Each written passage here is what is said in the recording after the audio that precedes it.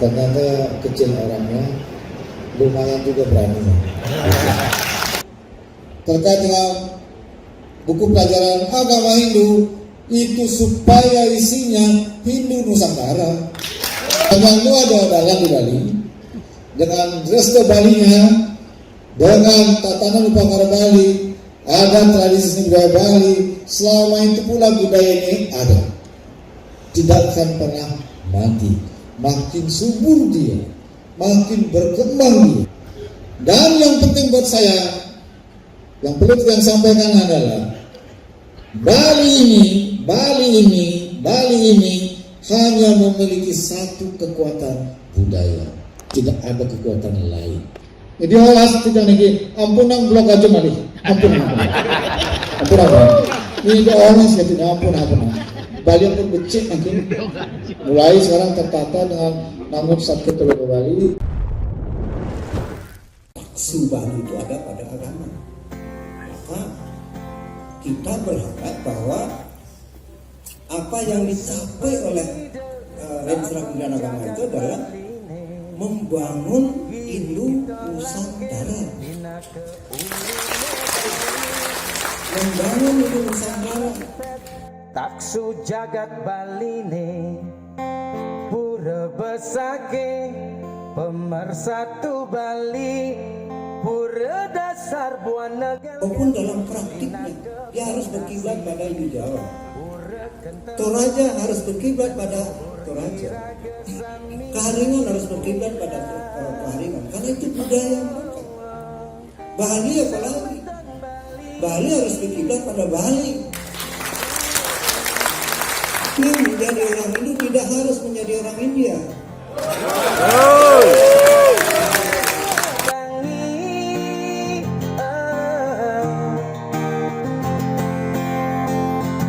Astung kare ide betara sarang sami, ngijenin pemargi damuhne sami, mangden tan malih iwang pemargi, ngiring jajagang duen leluhure sami, semeton Bali metangi. Tidak boleh ada pengeluaran udara tanpa dari produk. Porkomda Dan Subali itu produk itu harus mengikuti menuju pada campion referensi. simakrama dengan tokoh Setelah saya pelajari Hindu selama Subali 2 minggu, dari cukup berat juga itu Bimas perjuangan Hindu kita, Indonesia bukan perjuangan saya, yang tapi perjuangan diadakan kita. di Bahwa kita ingin Art Center mewujudkan keselamatan Denpasar. dari Nah ini mulai awal dari sampai jam Purwakarta. 9. Nah, yang Nah, di kedua, sini yang terhadap hadir adalah peningkatan tokoh-tokoh pendidikan kita, Hindu Subali guru-guru kita, dalam ada guru-guru yang dengan juga sampai saat ini tidak menerima Bimas pinjaman Hindu Indonesia yang baru. padahal dia saya ingin Bali ini mewali taksunik, mewali taksunya, dan semua teman-teman yang pergerakan komunitas agama tujuannya sama. Mari kita sama-sama sekarang hilangkan semua perbedaan itu menjadi satu, bahwa kita menjunjung tinggi nilai-nilai leluhur kita yang ada di Bali. Saya kira itu yang bisa saya sampaikan secara singkat, tetapi hati saya untuk Bali tidak akan pernah berubah. Rekan-rekan, Pak Resuli Geditya, Pak Gub, Kedang Lampung, Nina Sampura, dan jangan wetan galak malih, ini merembukan malih. Semua, kita tandingnya angka Pramati, Om, Santi, Om.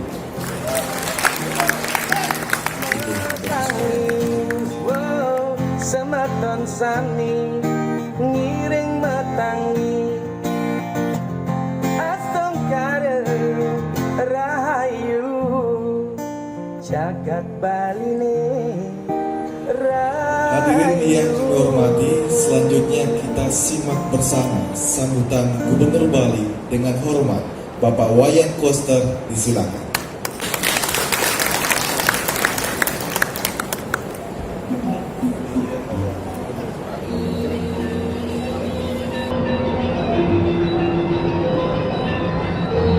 Oke, sekarang sambutan dari Bapak Gubernur kita, Bapak Wayan Koster.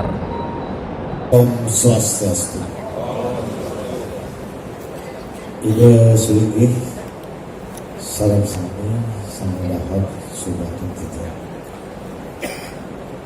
Bapak Dirjen Bimas Hidu, Ida Pendidik Majelis Dasar dan Profesional, Bapak Ibu sekalian para tokoh. Judulnya ini kan sinkronis dengan tokoh umat Hindu di Bali. Ini tokoh semua ini. Pertama-tama kita mengapresiasi prakarsa Bapak Dirjen untuk melakukan pertemuan pagi hari ini. Kehadirannya pada hari ini itu penting, khususnya buat kita di Bali. Dan tadi sambutannya, saya ini pengamat dan peneliti. Jadi setiap objek di hadapan saya detil saya perhatikan dari atas sampai bawah, sampai kiri dan kanan tengahnya. Dan apa yang disampaikan saya nilai satu-satu. Ternyata kecil orangnya, lumayan juga berani. Dan apa yang disampaikan itu sudah sejalan dengan yang kita harapkan di Bali, bisa diwujudkan di Bali. Kita perlu menyampaikan yang pertama yang kaitannya dengan keberadaan keagamaan Hindu yang ditangani oleh Direktorat Jenderal Bimbingan Masyarakat Hindu. Kita 3 periode di DPR, pemilu 2004, pemilu 2009, dan pemilu 2014.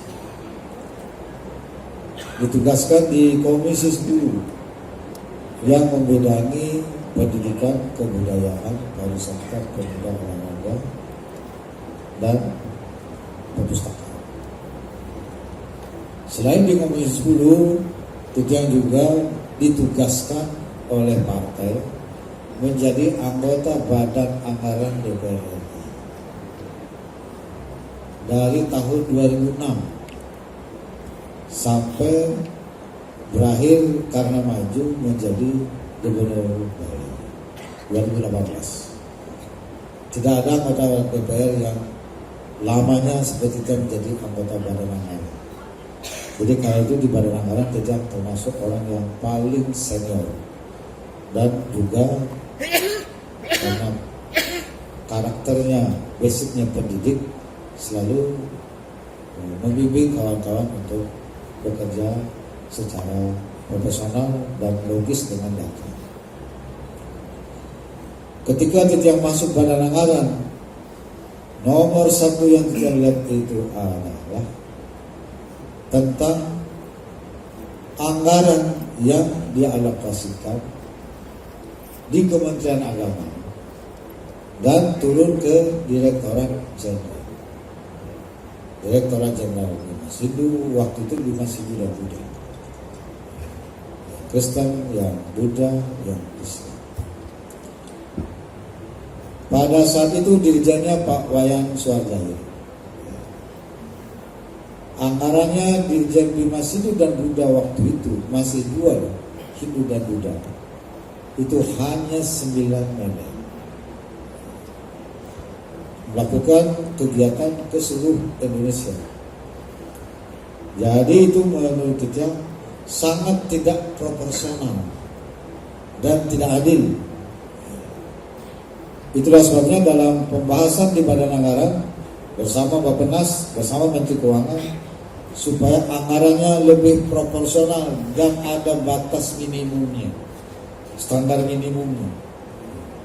Kalau proporsional murni bisa sedikit sekali dapatnya. Tapi kalau proporsional dengan ada batas, itu standar minimumnya ada. Maka begitu yang berbicara di badan anggaran terus naik, sejalan juga dengan anggaran fungsi pendidikan yang mencapai 20% dari APBN. Karena Kementerian Agama itu mendapat anggaran 40-an triliun. Dan sebagian besar anggarannya 80% lebih itu adalah untuk fungsi pendidikan. Yang untuk urusan agama sedikit. Itulah sebabnya waktu itu pertama yang kita pikir adalah segitu banyak anggaran fungsi pendidikan masuk ke Kementerian Agama, nyendokinnya mana? Itu. Tentu mengalokasikan anggaran harus berbasis data. Kalau pendidikan tentu berbasis pada data pendidikan, lembaga pendidikan.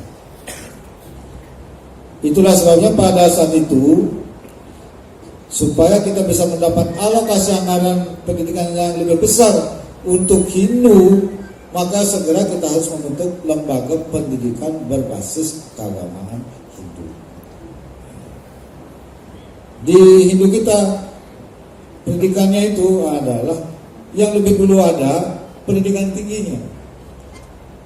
Ada sekolah tinggi, ada institut, ada akademi.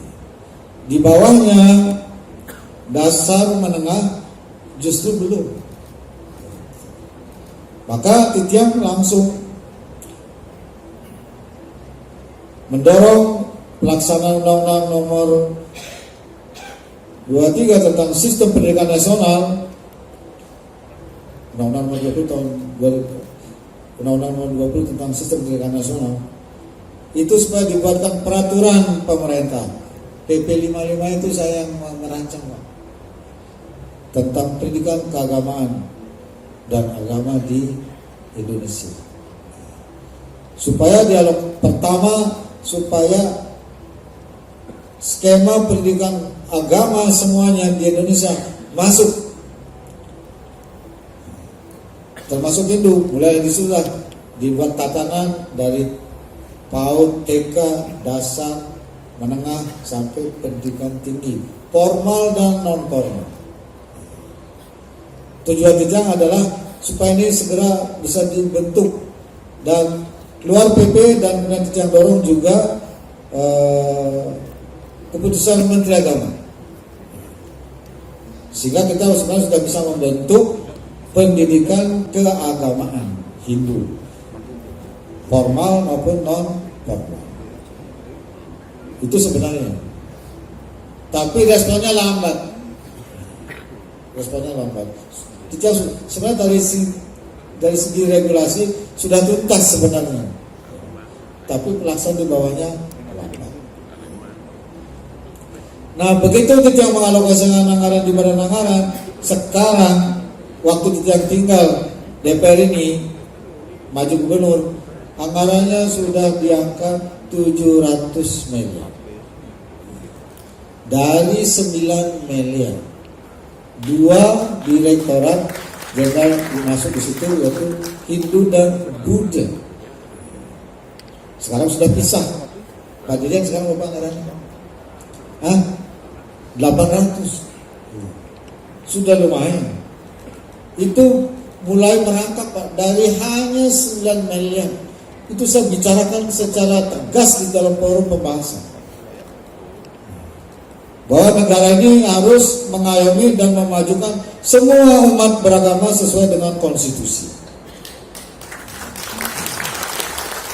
Negara ini tidak didominasi oleh satu agama. Konstitusi mengatur memberikan pelayanan kepada semua warga negara, apapun agamanya.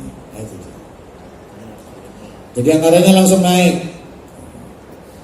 Kemudian juga saya dorong yang akademi menjadi sekolah tinggi, yang sekolah tinggi menjadi institut. Bali, Sumut, Kalteng. Jawa Tengah ya. Jawa Tengah. Itu yang dorong menjadi sekolah tinggi yang di Mataram lagi, kemudian di Sumatera Utara, kemudian di Kalimantan Tengah dan Bali. Bali sudah naik jadi institut, kemudian naik lagi menjadi universitas.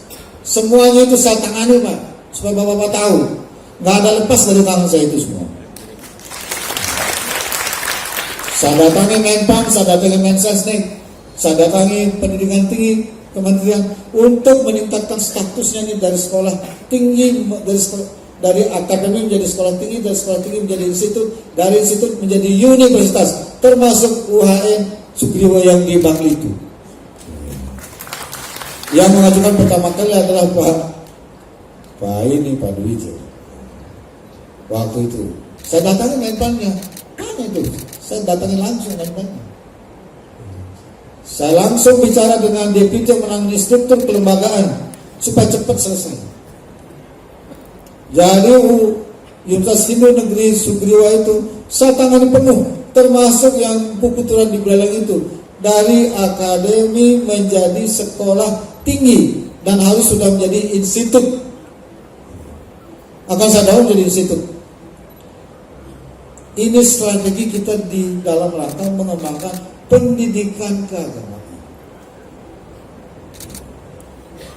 Kalau sudah ada lembaga pendidikannya, maka anggarannya otomatis dia akan mengalir. Dan bagusnya adalah Kementerian Agama itu instansi vertikal. Plus minus. Plusnya langsung menjadi tanggung jawab, kurangnya kalau kita punya asetnya atas nama dia.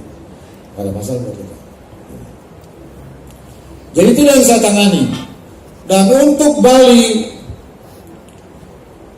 saya beri perhatian penuh. Nggak ada yang luput dari perhatian saya. Cuma belakangan ada yang ngaku-ngaku biasa gitu. Ada orang kerja, ada yang membicarakan orang kerja gitu. Nggak ada masalah. Kan di Betara tidak tidur. Tahu siapa yang kerja sebenarnya. Nah, sudah bagus.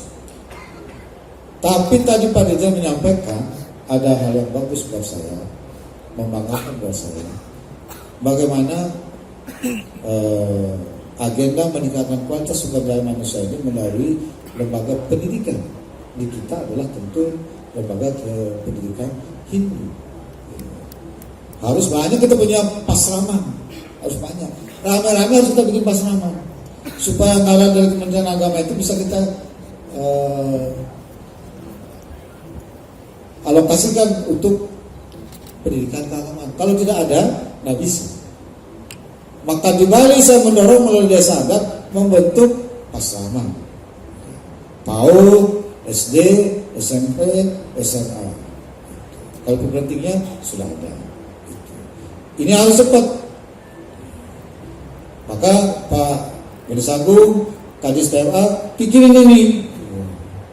Jangan gitu-gitu aja gitu. Kerja. Apa yang harus dikerjakan, kerjakan. Gitu. Supaya riset dari APBN itu bisa kita realisasikan, bisa kita dapat.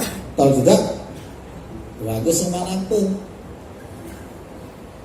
Nggak harus berstrategi begitu, nggak bisa kita minta-minta aja tanpa dasar, nggak ada. Lembaganya yang harus dibentuk. Itu satu. Jadi Pak Dirjen saya dukung penuh. Yang kedua adalah dalam kaitan dengan pendidikan ini, khususnya buku pelajaran yang dia ada di kewenangannya Bapak itu terkait dengan buku pelajaran agama Hindu itu supaya isinya Hindu Nusantara. Begitu saya gubernur Pak, saya langsung membuat tim Pak, coba cek semua buku pelajaran agama dari SD sampai SMA, cek semua. Bukan Nusantara isinya Pak. Saya minta paparin satu-satu. Tahu saya. Maka saya minta Pak Dirjen waktu sebelum Bapak, Pak Handoko, coba ini buku pelajarannya, saya bilang gitu. Baru uji coba katanya itu, langsung ditanya tapi uji coba. Nggak usah dicoba kok, buku nggak mau dicoba. Bikin aja sekalian udah itu. Pak Dirjen bikin itu ya. Pekerjaan pertama Bapak itu. Beresin nih, rapikan buku. Rapikan coba. Ya kalau yang Jawa, yang biar Jawa dia Hindunya, yang Kalimantan Tengah ya sana budayanya, Sumatera Utara juga budaya situ. Bali apalagi Pak. Mantap. Pak Yan. Tadi saya senang beliau itu. Jadi beliau mengatakan Pak Dirjen harus menjalankan warisan adiluhur leluhur kita. Itu yang benar. Itu yang benar. Saya bukan orang agama, ahli agama, bukan ahli budaya. Menurut pandangan saya itu yang benar. Itulah namanya Satketi Lokabali. Jadi di Bali ini, khusus kita masuk Bali nih Pak Dirjen. Terima kasih tadi Bapak sudah memberikan nuansa yang selaras dengan apa yang ingin saya jalankan di Bali dengan visi Nangun Satketi Lokabali. Kita semua di Bali harus memahami betul total pikiran dan rasa bahwa kekuatan kita di Bali itu adalah budaya.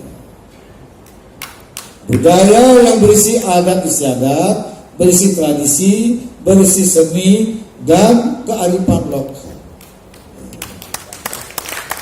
Yang kuat di Bali ini. Dan semua ini telah menyatu menjadi satu tatanan kehidupan beragama di Bali yang menyatu agama dengan budaya. Begitu kan di Bali? Coba kalau kita dalam, kan ada Banten dengan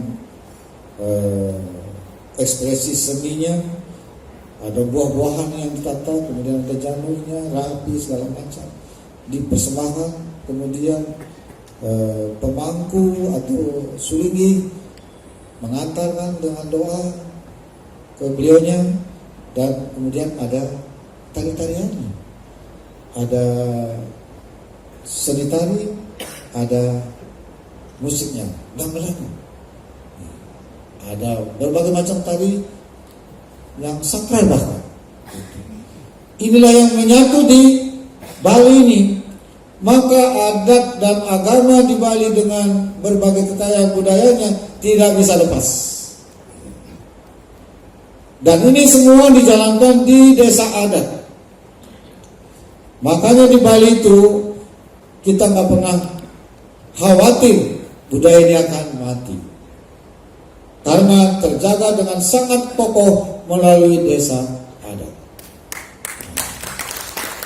Sepanjang Nusa Dalan di Bali, dengan Resto Balinya, dengan tatanan Upakara Bali, ada tradisi seni budaya Bali, selama itu pula budaya ini ada, tidak akan pernah mati. Makin subur dia, makin berkembang dia. Inilah yang membedakan Bali dengan daerah lain. Inilah yang membedakan agama Hindu di Bali dengan agama lain. Tolong dipahami.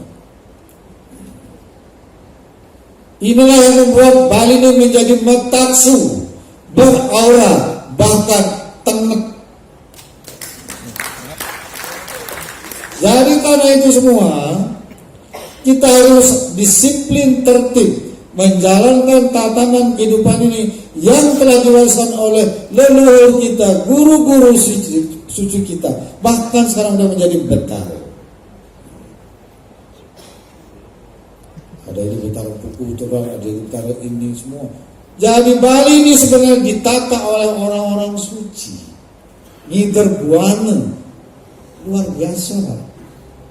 Dan diberikan tatanan, ada aksara Bali, ada busana Bali, dan ada tata cara kehidupan Bali.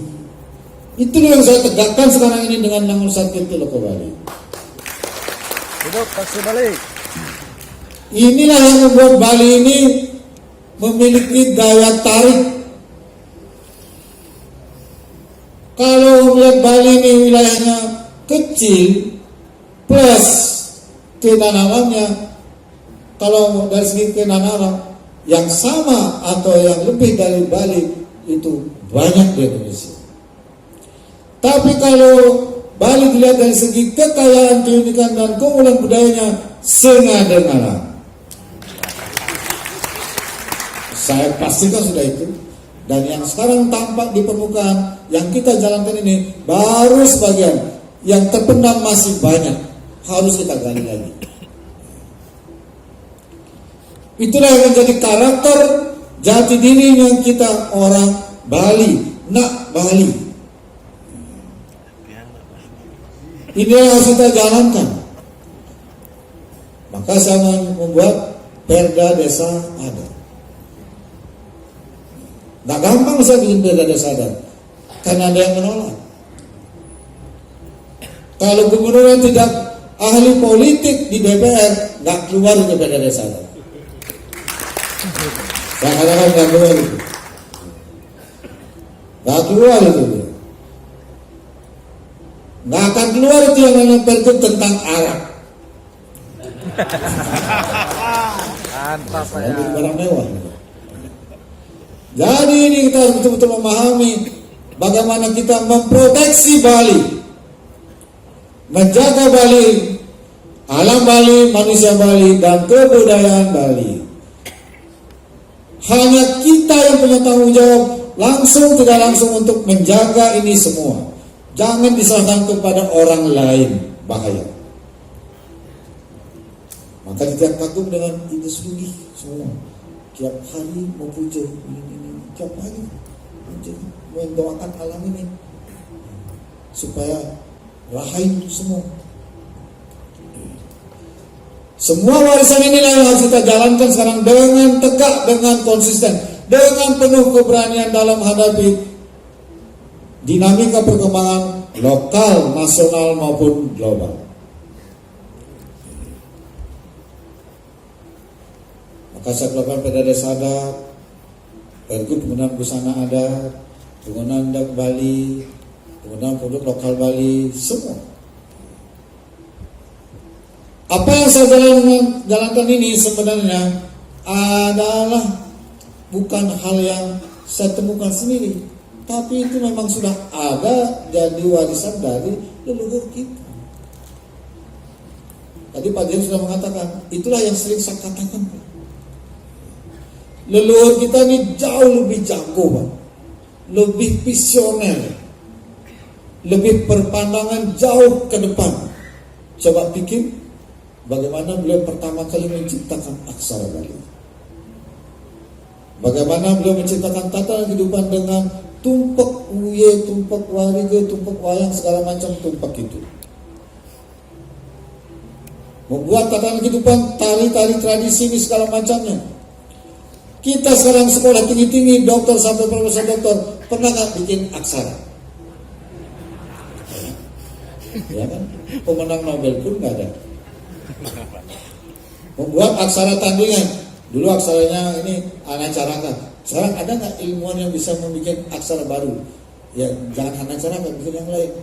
Itu yang dunia. Atau bikin ilmu bilangan, bukan 1, 2, 3, angka yang lain. Nah, ada kan? Semua kita terbawa arus kan. Nah sekarang ini sudah diberikan, tinggal kita menjaga. Kalau menjaga saja tidak bisa, kualat. Kalau menjaga, melestarikan, menggunakan saja tidak bisa, kualat. Kalau kita menjaga desa adat di Bali, kualat sama tabu pekerjaan ide peketuran. Saya sangat disetujui sama beliau, sangat disayang karena dia ada desa adat. Disayang betul saya sama beliau, saya suka curhat sama beliau. Kalau lagi ada masalah, tampil deh saya. Taruh kebetulan, taruh lingsir di tolangkir, taruh lingsir, dia ada kasel, taruh lingsir. filosofi Yukti semua. Dan 4 tahun ini saya ini udah menjalankan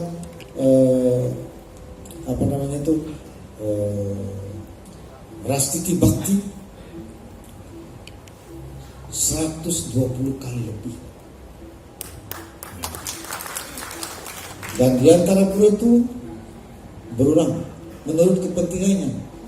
Kalau untuk menghentikan COVID, mohon. Bagaimana membangkitkan pariwisata Bali, mohon.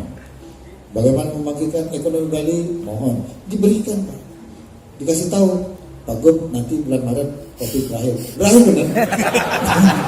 Maka sekarang udah beres nih COVID ini udah beres. Udah aman. Sedikit pun saya nggak ada lagunya karena beliau udah bilang, ini saya ragu. Gak usah ragu, Pak Gub, jalan. Bohong. Ini ratu. Udah aman, gak usah pakai masker. Udah lewat itu barang. Udah aman. Sekarang saya beres semua kaitannya dengan COVID sudah. Sekarang pemilihan pariwisata dan ekonomi dan mulai udah cepat, jauh lebih cepat dari target para ahli ekonomi. Nah, ini yang harus kita lakukan di Bali. Karena itu kita semua di Bali harus solid. Saya minta solid.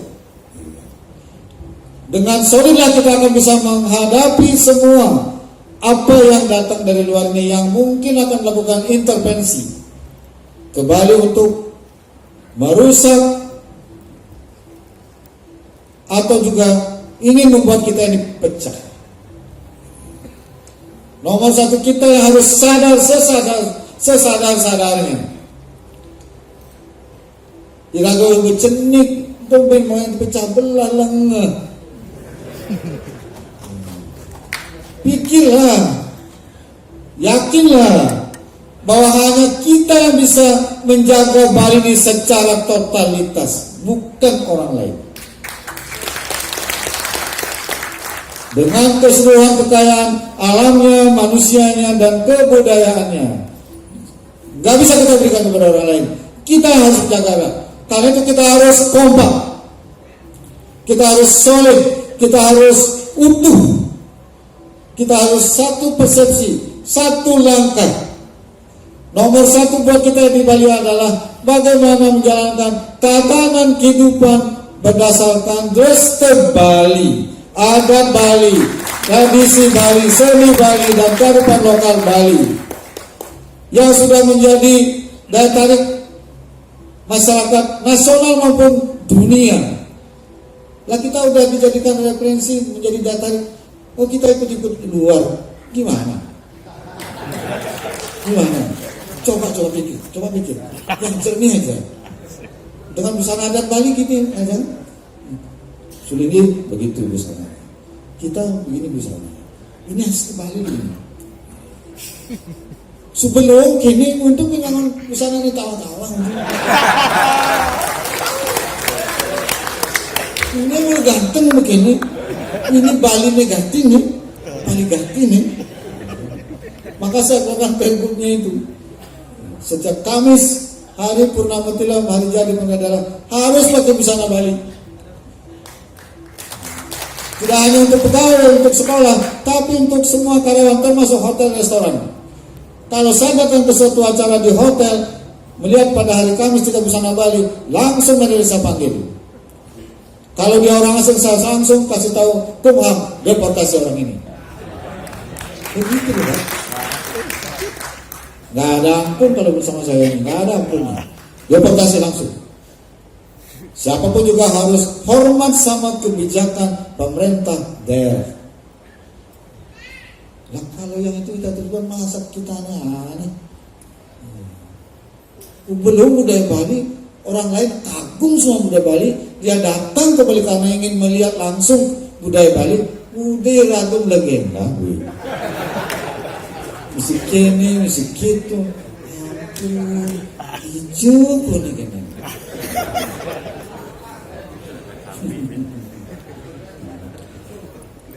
Dan yang penting buat saya, yang perlu yang sampaikan adalah Bali ini hanya memiliki satu kekuatan budaya, tidak ada kekuatan lain. Beda dengan Papua punya tambang emas yang banyak. Beda sama daerah lain yang punya batu bara, punya minyak, punya gas, punya kelapa sawit dan sebagainya, dan tambang umum lainnya. Dia bisa eksis survive dengan sumber daya alamnya. Kita di Bali tidak punya. Kita hanya punya kekuatan budaya, anugerah yang luar biasa, yang tidak akan pernah habis. Kalau emas terus dicangkul tiap hari, tinggal nunggu waktu habis. Batu bara tiap hari dicangkul, dia dengan sumber pendapatan, lama-lama habis. Kenapa? Nggak bisa dibudidaya. Nggak ada bisa mencetak emas di situ lagi. Nggak bisa lagi mencetak batu bara, cetak gas, nggak bisa. Eksploitasi itu ada umurnya, habis dia. Yang lama-lama tinggal masalah lingkungan. Tapi kalau budaya, Asukarya, plus minusnya kita di Bali ini diberikan anugerah budaya ini nggak akan pernah habis, karena dia nggak bisa dicangkul, nggak bisa dipindah ke tempat lain. Adanya di pikiran, adanya di rasa, dan adanya di kelompok-kelompok masyarakat. Dan kita syukurnya ada lembaga yaitu desa adat yang menjaga ini. Makanya namun terus ada adalan dengan cara tatanan kehidupan budaya di Bali, tradisi di Bali. Selama itu pula lah budaya ini ada di Bali. Jangan pernah khawatir. Karena itu kita harus hadapi ini dengan cara yang solid, supaya budaya luar tidak bisa merusak kita di Bali. Jalankan ini dengan tertib, disiplin, serta penuh rasa tanggung jawab. Kalau kita menjalankan itu, pertama kita melakukan upaya niskala. Karena yang kita jalankan ini adalah warisan beliau leluhur yang sekarang sudah menjadi betara. Kalau kita semua beliau menjalankan itu, ide betara jadi lega ganti kena itu. Tak mau nelung ganti tertib nih, cincin ini lung memang sehat. Penuh anugerah dan dunia. Itu begitu dia. Yang kedua, kalau kita menjalankan begini, secara sekali ekonomi kita akan bagus. Karena dengan restu beliau, maka keseluruhan isi alam ini akan terpelihara dengan baik, akan memberikan anugerah dia. Dan itulah yang menjadi sumber penghidupan kita selama ini. Jadi karena itu ekonomi di Bali pun saya bangun berbasis budaya. Saya tidak terpengaruh dengan ekonomi hijau, ekonomi biru, apalagi ekonomi nggak tahu lah ekonomi apa lagi itu. Yang saya rumuskan adalah ekonomi Kerti Bali sesuai dengan kearifan lokal. Pun saya tidak menggunakan referensi dari luar. Padahal saya doktor. Akhirnya saya belajar tentang Batur Kalawasa. Ternyata kalah itu dengan Batur Kalawasa. Akhirnya kita belajar tentang istilah lokal. Itu jago Pak. Saya sebagai gubernur kata dokter lah sudah gitu. Sing ada apanya dibandingkan dengan karya leluhur itu, nggak ada. Jangan kita merasa jauh-jauh, udah deh, jangan. Beliau jauh lebih, sing ada kalah, yang ada Nobel, beliau masih ada Nobel. Luar biasa Pak. Ini bangga kita sudah ada orang Bali, kita juga saku di Bali ini diolah jadi. Jangan jadi gubernur makin harus begini posisi saya. Karena kita meyakini inilah yang akan menjadikan Bali ini tetap eksis, survive, berkembang, maju, kuat dalam memasuki tatanan kehidupan dinamik yang berhadapan dengan perkembangan ilmu pengetahuan teknologi baik dalam skala lokal, nasional maupun global. Di mana kita harus ikut selaras, mengakomodasi, tapi di mana kita harus tegas menarik batas. Gak bisa semua diakomodasi. Ada yang bisa, ada yang tidak. Mana yang kira-kira berpotensi merusak fundamental kehidupan, tatanan kehidupan kita di Bali ini, No, nggak boleh. Yang ini nggak boleh. Maka saya ciptakan misalnya untuk menjaga aksara Bali ini yang cenderung sudah ditinggal, saya ciptakan sekarang keyboard aksara Bali yang akan diberikan ke semua SMA SMK. Pertama di Indonesia ada keyboard aksara Bali itu di Bali. Aksara Jawanya belum. Jadi supaya anak-anak muda kita ini cepat akomodatif dengan aksara Bali, dengan passion yang menjadi kesukaannya. Jadi ini yang harus kita lakukan secara bersama-sama di Bali. Ini olas tidak nih, ampunang bulan kajo malih, ampunang. Ini orang sudah tidak ampunang. Bali pun becik makin. Mulai sekarang tertata dengan Nangun Sakit Tologa Bali, ini membuat daya tarik luar biasa. Implementasinya adalah nomor 1, budaya dijaga utuh, total identitasnya. Kemudian ekosistemnya juga dijaga, pertaniannya harus organik, energinya harus bersih, sampah harus terkelola dengan baik. Ini yang menarik orang datang ke Bali. Kalau ini semua sudah bisa kita jalankan, saya kira Bali ini akan Bali yang kawista, Bali yang tang tata titi tentram keterahaja, Bali yang gemahipah loh jinawi. Untuk periode pertama ini kepemimpinan sebagai gubernur 4 tahun ini meletakkan dasar-dasar pelaksanaan Nangun Sakit Tologa Bali dalam rangka memperkuat fundament kehidupan masyarakat Bali dengan adat, tradisi, seni budaya serta kearifan lokalnya. Satunya, Astrokari periode kedua itu akan membangun ekonominya lebih fokus dan lebih terarah, yang betul-betul ekonomi berbasis sumber daya lokal Bali. Kita perlu menyampaikan apa yang membuat kita ini bisa survive ke depan, bisa bertahan ke depan, bisa bersaing ke depan. 1, kita harus berdaulat di bidang pangan. Bukan lagi ketahanan pangan, berdaulat di bidang pangan. Mampukah Bali? Mampu. Saya sudah petakan. Saya sudah punya neraca pangan. Yang kedua adalah kita harus berdaulat di bidang air. Punya nggak kita air untuk kehidupan kita? Punya. Melebihi sebenarnya. Yang harus kita jalankan adalah distribusi air. Yang ketiga adalah berdaulat di bidang energi dengan energi bersih. Buat saya tidak cukup lampu menyala. Dari mana lampunya menyala? Energinya dari mana? Dan sumber energinya apa? Dan Bapak tahu Bali ini memiliki ketersediaan energi 1150 megawatt, 340 megawatt dari Python, dihubungkan melalui kabel bawah laut. Buat saya mikir kabel bawah laut itu risikonya tinggi. Yang ada nak jahil ngabel tandik di tengah laut, nggak sampai setengah jam Pak, belak kali Pak. Pemadaman berdiri Pak.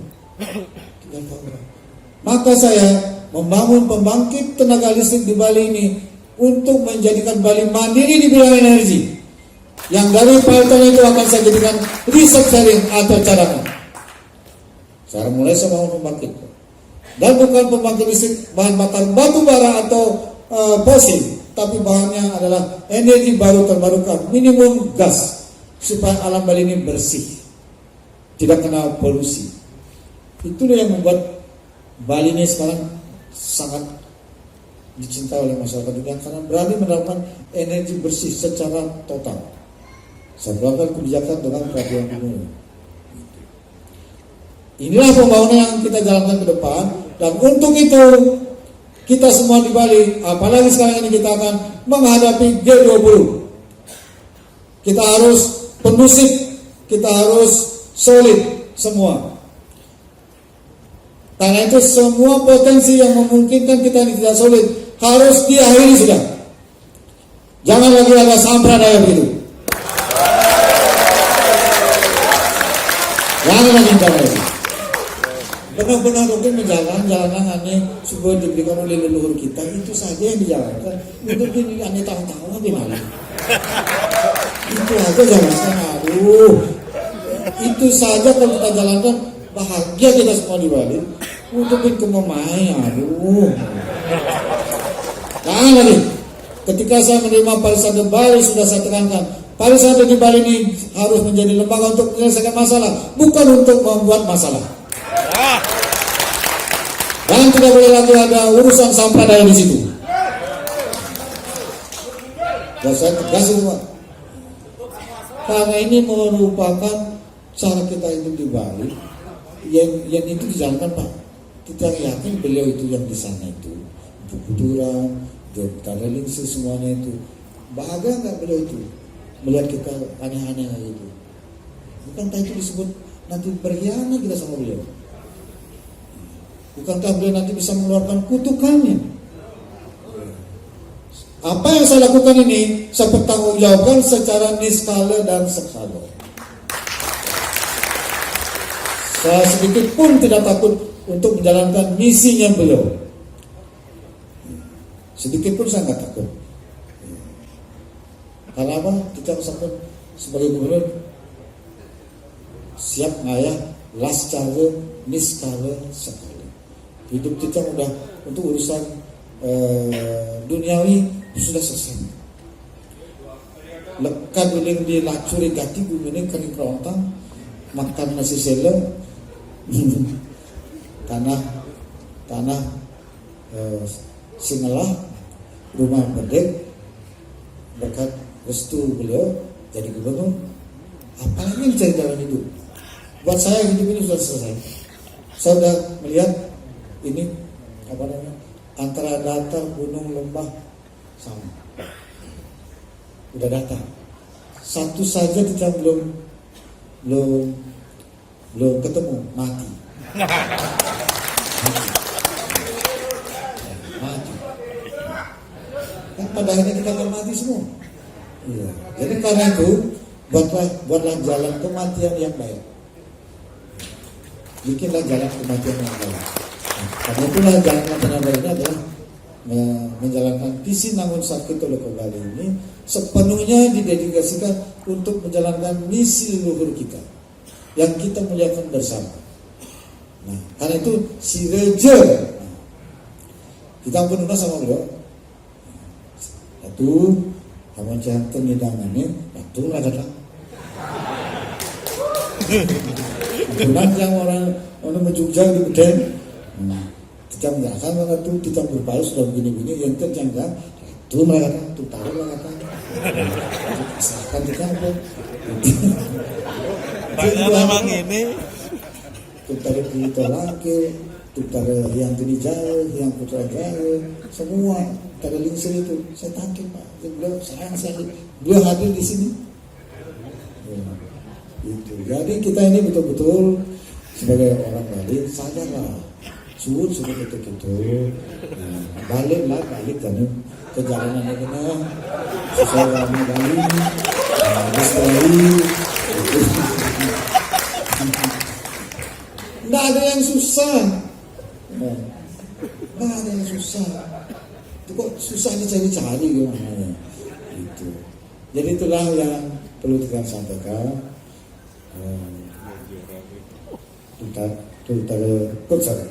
Terutama salah satu boleh nanti bicara keras karena kita bertanggung jawab terhadap bumi Bali nih sebagai gubernur Bali, supaya betul-betul kita ini selaras. Kita harus tuh selingi sarang sami doakan supaya alam Bali ini bagus, selamat rahayu sarang sami, apalagi akan menjadi tempat G20. Nah, itu yang kita sampaikan. Matur suwun lagi, dan ini bukan pertemuan yang terakhir. Pak Dirjen luar biasa, Ya, jaga kesehatan kecil-kecil begitu soalnya. Ternyata berani juga itu. Ya. Jadi Bapak nggak perlu takut, ya perlu takut. Sepanjang Bapak menjalankan misi leluhur, selama itu Bapak selamat. Yakin gitu, yakin gitu. Jadi yang kira itu semua Om Santi Santi Santi Om. Asal. Jadi untuk semua Bapak Ibu, hadirin yang kami hormati, demikian rangkaian acara pada hari ini, dan acara akan kami akhiri dengan foto bersama.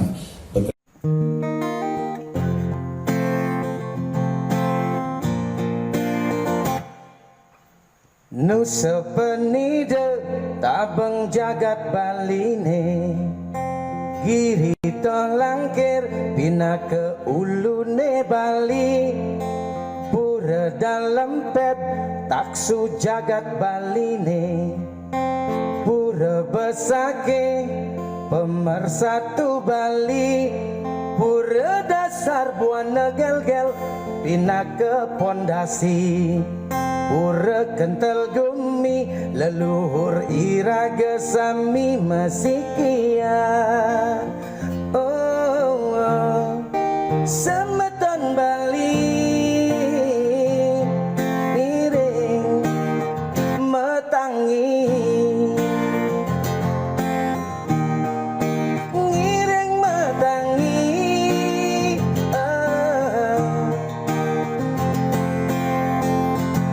Astung kare ide betara sarang sami Ngijenin pemargi damuhne sami Mangden hinten malih iwang pemargi Ngiring jaajagang duen leluhure sami Semeton Bali metangi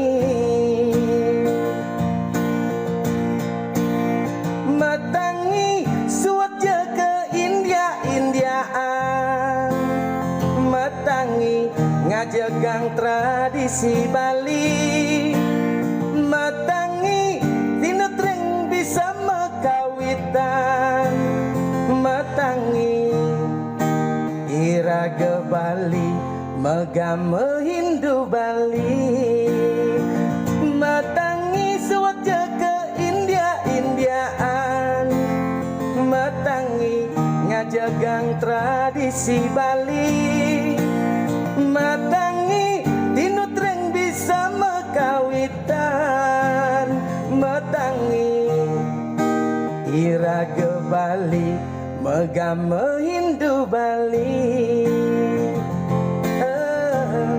Megame Hindu Bali Metangi Semeton sami